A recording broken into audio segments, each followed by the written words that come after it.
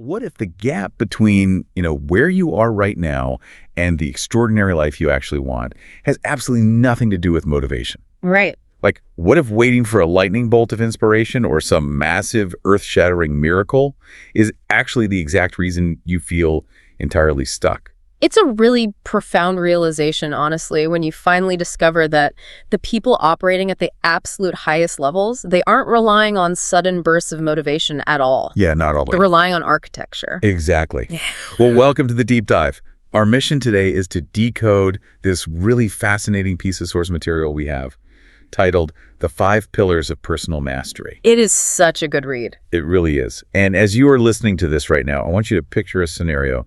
Imagine feeling like you have this immense untapped potential, but your daily life just feels like running on a hamster wheel. In a very small, very repetitive circle. Yes, exactly. And in our source material, this frustration is embodied by this guy named Charlie. Charlie is like the quintessential frustrated dreamer.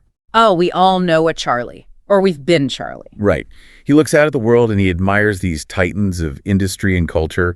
He studies Elon Musk for his sheer vision, Warren Buffett for his wisdom, Oprah for her discipline, Cristiano Ronaldo for his relentless standards. He wants that caliber of life. Desperately. But instead he just feels heavy. He's tired. There's this vivid scene where he's walking through a freezing rainy city, watching these really expensive cars pass him by. He's watching other people move with intense purpose, and he just feels entirely left behind. Yeah, he is experiencing that brutal contrast between his ambition and his current reality. I mean, when your taste level is high but your actual output is low, that gap is an incredibly painful psychological space to inhabit. It is. It's painful enough that Charlie actually ducks into a quiet, empty bookstore just to escape the cold and the rain. And this is where the narrative really pivots. Right. Because in this bookstore, Charlie encounters an older man sitting in a corner reading.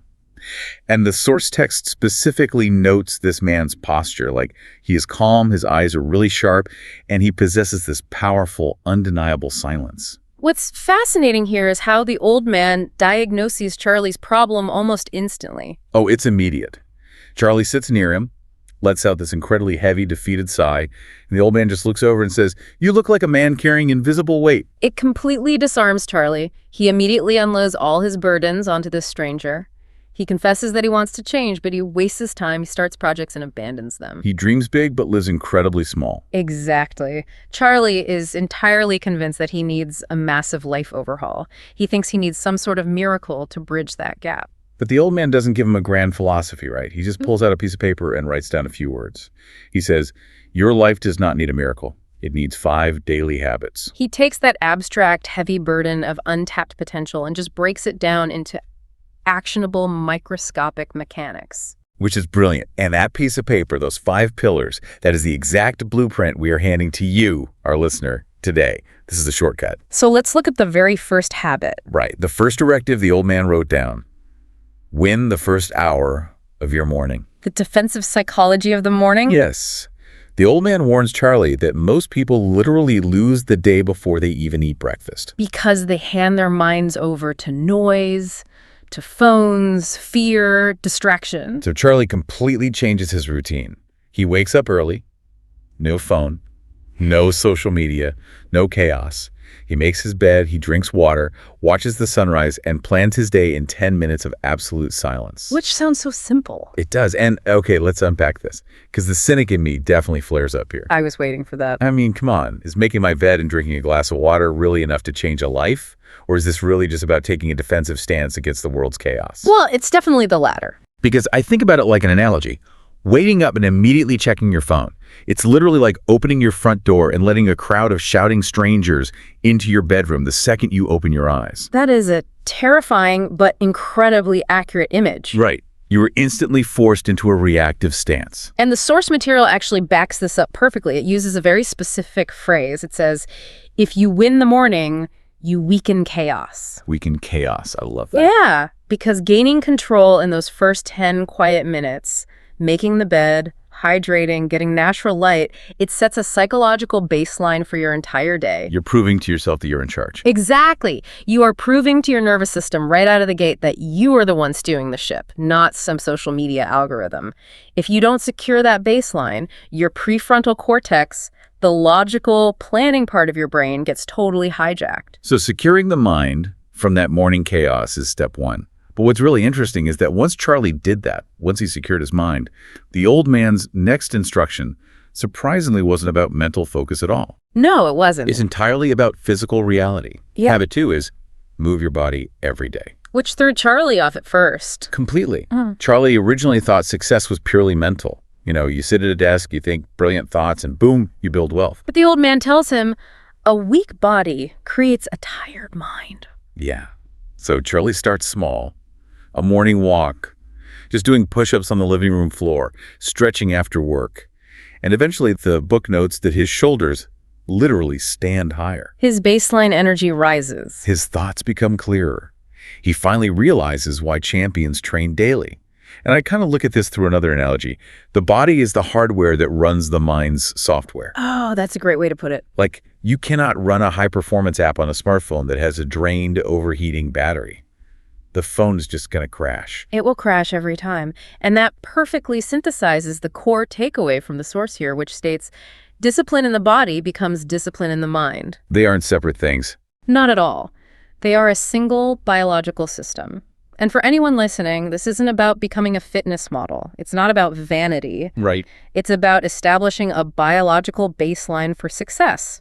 When you move, you flush excess cortisol, you increase blood flow, you prime the brain to handle stress. You are charging the hardware. Which smoothly pivots us to the next point. Because once your hardware is fully charged through movement, the next logical question is, well, what kind of data are you feeding the software? Right. What are you putting into the machine? Exactly. And this leads perfectly into the third habit, which is learn something valuable every day. The diet of a wealthy mind. The old man states something really blunt here. He says, poor people often spend hours consuming distraction. Wealthy minds spend time consuming knowledge. It's a huge wake-up call for Charlie. He immediately replaces 30 minutes of mindless scrolling with actual intentional reading. But not just random reading. No, specific topics. Communication, money, habits, psychology, and leadership. He reads about how Warren Buffett spends hours reading just to sharpen his thinking before he ever chases a result. And for Charlie, month by month, his decisions just radically improve. He upgrades the software. Yeah. But, so what does this all mean for us? Especially in an age of total information overload. How do you distinguish between actually consuming knowledge and just finding a smarter, more sophisticated way to procrastinate? Oh, that is the ultimate trap for the modern learner. It feels really productive to listen to podcasts or read theory all day. Right, it feels like work. But it's often just a hiding place if you aren't applying it. The key here is highlighting the specific subjects Charlie studied: communication, money, habits, psychology, leadership. They aren't just random trivia. Exactly. They are applied skills. The source really emphasizes this conclusion: better decisions create better lives. The goal isn't just to read so you can sound smart at a dinner party.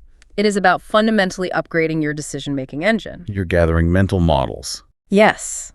You study psychology so you know who to trust. You study habits so you can fix your own routines. But, consuming knowledge, even applied knowledge, it still feels safe.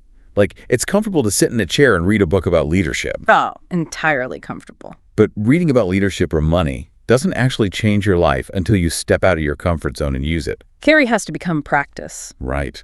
Which brings us to the fourth, and honestly, probably the most daunting habit the old man writes down. Habit 4, do one hard thing daily. The currency of evidence. This is where the rubber meets the road. Yeah, because for years, Charlie completely avoided discomfort. Difficult conversations, he dodged them. Big opportunities, too risky. But the old man tells him, your future is hiding inside the tasks you avoid. Such a powerful quote. So Charlie starts asking himself every single day, what is the one hard thing that would actually move my life forward? And he does it first, before the excuses can build up. Applying for work, learning a tough skill, saying no to a distraction. And here's where it gets really interesting. Because of that daily friction, the source drops this profound realization. Confidence was no longer a feeling. It became evidence. I absolutely love that framing. It makes me think of a courtroom trial. Like, you can't just walk into a courtroom, stand there and say, hey, I feel innocent. The judge is going to want some proof. Exactly. The jury demands hard evidence. Mm-hmm. And doing one hard thing a day is literally printing receipts of your own capability. Mm-hmm. When your brain says, I can't do this, you pull out the receipts. If we connect this to the bigger picture, it completely aligns with human psychology.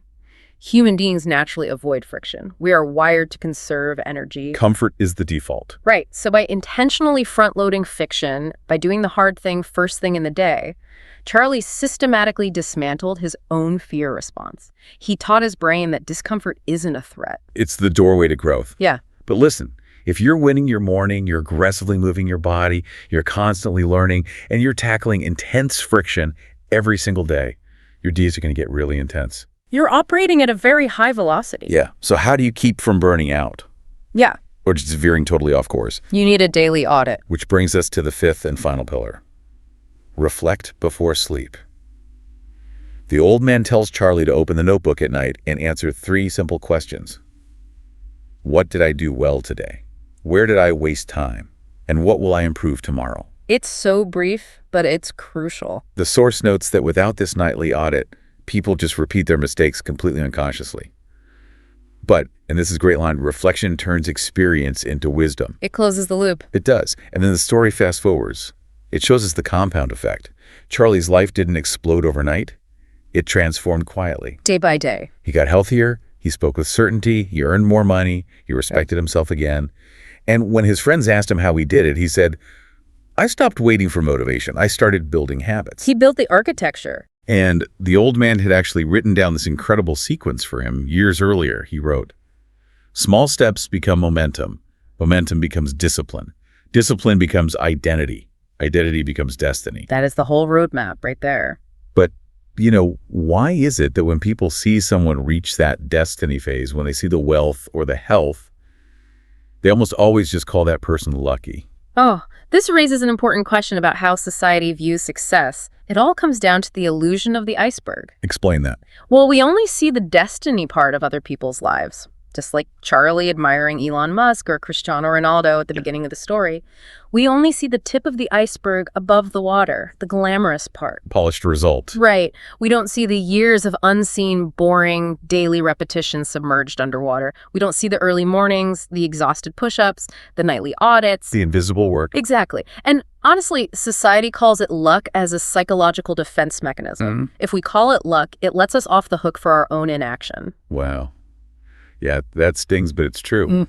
But if we realize that success is rarely one giant lucky moment, and that it's actually a quiet, invisible architecture of small choices, well, then we have to take responsibility. That reframes everything. Let's just briefly recap these 5 pillars for you, the listener, so you have this blueprint ready. Let's do it. 1.